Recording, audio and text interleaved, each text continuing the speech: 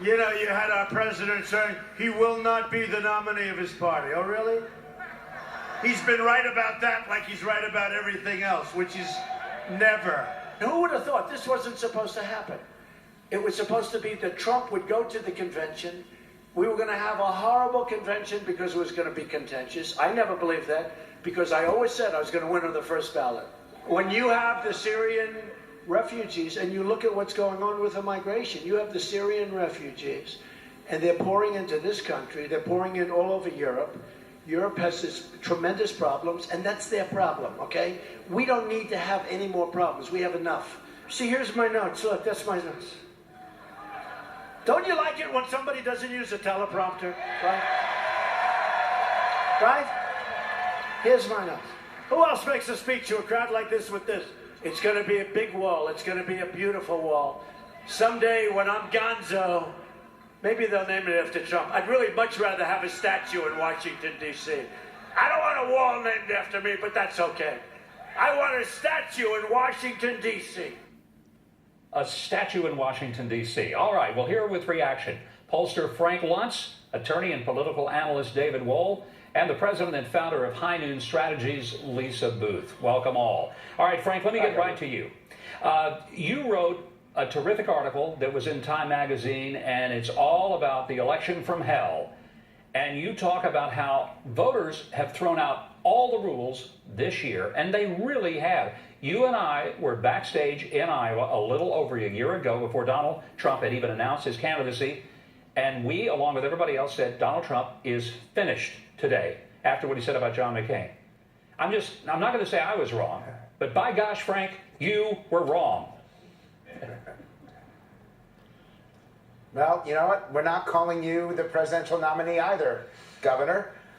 Look, I love the line that Trump used today when he said, hey, I don't need a teleprompter. I've got everything I need on these 5 notes. This is what's different about this guy. And you could not tell back a year ago that this was going to be the case. Number one, he speaks from the heart. He says what he means and means what he says. And that is perfect for an electorate that is fed up with Barack Obama and the teleprompter and all the prepared texts that actually mean nothing.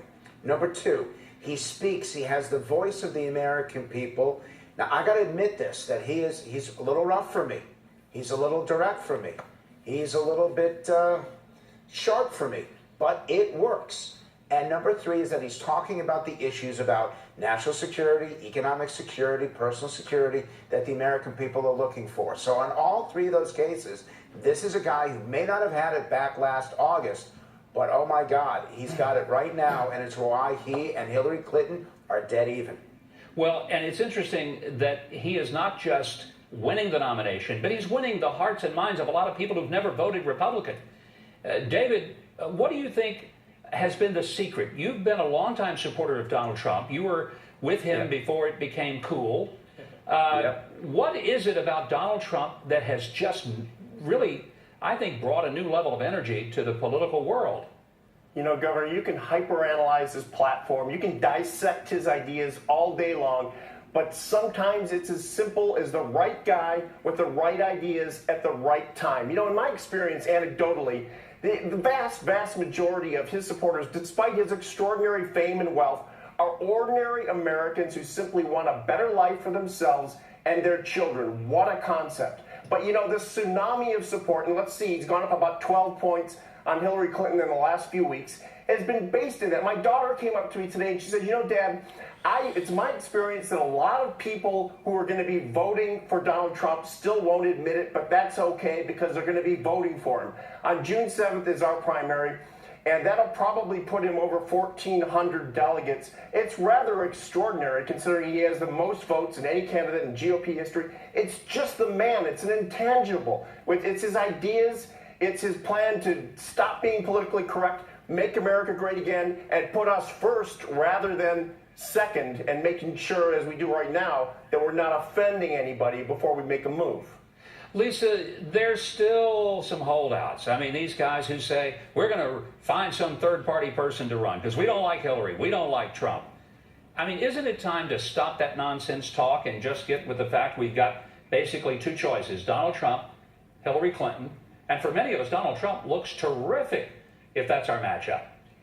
The third-party idea is just not a viable option. You look at Ross Perot; he was able to get ballot access in all 50 states, but he wasn't able to get any electoral college votes. And he was a multimillionaire who, as I mentioned, was able to get ballot access, which is a really difficult thing for a third-party candidate. So it's not viable. And I would say to the Never Trump crowd, why not focus on the 24 Senate seats that Republicans are defending, 7 of which are in states that President Obama won in 2008 and 2012. And if you don't like Donald Trump, wouldn't you want checks and balances to him?